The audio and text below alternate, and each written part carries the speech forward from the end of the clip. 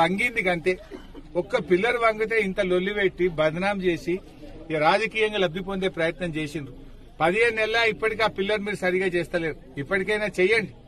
ఆ పిల్లర్ మంచిగా చేసి ఇంకా నీళ్లు లావట్టే ఇంకా యాసంగికి ఇంకా నీళ్లు బాగా ఇవ్వచ్చు. ఇంకా మనం బ్రహ్మాండంగా పంటలు పండించవచ్చు.